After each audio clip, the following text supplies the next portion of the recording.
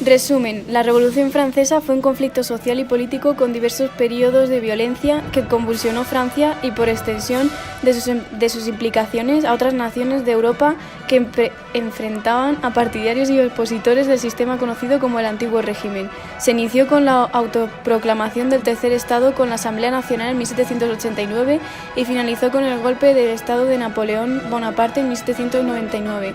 Durante la etapa de la Convención, los girondinos fueron derrocados por los jacobinos, un grupo mucho más radical, los cuales entregaron todo su poder a Robespierre, su líder. Hipótesis.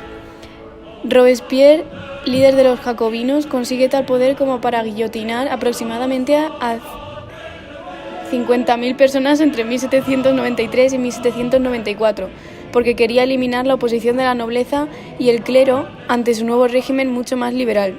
Objetivos de la investigación. Encontrar el porqué de tal catástrofe que acaba con la vida de tanta gente, el porqué la nobleza y el clero se enfrentaban a Robespierre y el porqué Robespierre era líder de los jacobinos. Se produjo a finales del siglo XVIII, exactamente en el año 1789. Por aquella época, en Francia gobernaba el rey Luis XVI. Era una monarquía absoluta, es decir, el rey tenía todo el poder y podía tomar todas las decisiones que le diera la gana sin tener que rendir cuentas a nadie. Gracias a este poder, Luis XVI y todos los nobles que le apoyaban tenían grandes riquezas y grandes privilegios.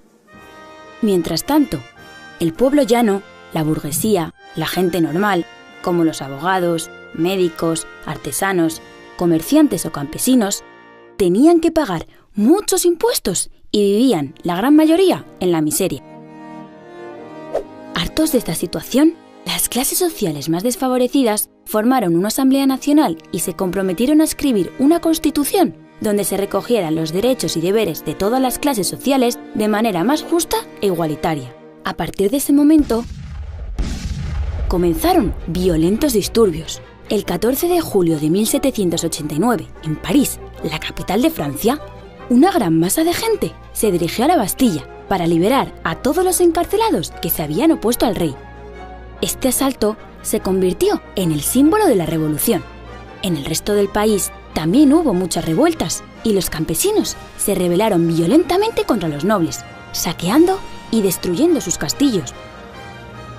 La Asamblea Nacional tomó el poder y gobernó basándose en tres grandes ideas: la libertad, la igualdad y la fraternidad.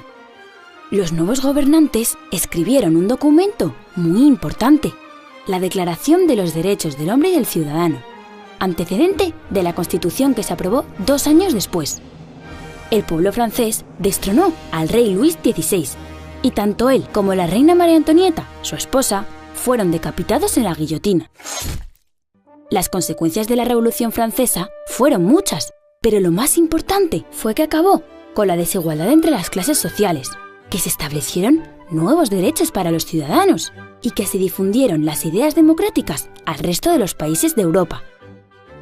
La verdad es que conociendo el pasado se entiende mejor el presente y se mejora el futuro, ¿no os parece?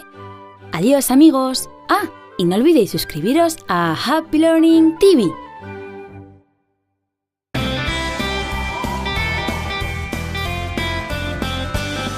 Todas las investigaciones anteriores que hemos hecho mi compañera y yo contienen la historia de Robespierre.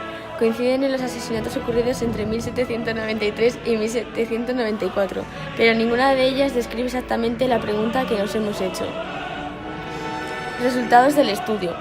El porqué de la catástrofe fue que la política de los jacobinos, y en concreto de Robespierre, fue paulatinamente convirtiéndose en deseo de poder, y la única forma de mantenerlo fue difundir el miedo entre las masas, para que nadie se planteara siquiera intentar derrocarlo. La nobleza y el clero se opusieron a la política de Robespierre, pues era demasiado liberal y otorgaba derechos a las clases sociales más bajas, como el sufragio universal masculino, lo cual implicó que esto dejara de ser un privilegio para la nobleza y el clero. Robespierre fue el líder de los jacobinos porque fue elegido por votación. Conclusiones y vías futuras. Tras las investigaciones realizadas por mi compañera y yo, hemos llegado a la conclusión de que nuestras 3 hipótesis son correctas, tal y como habíamos creído que serían.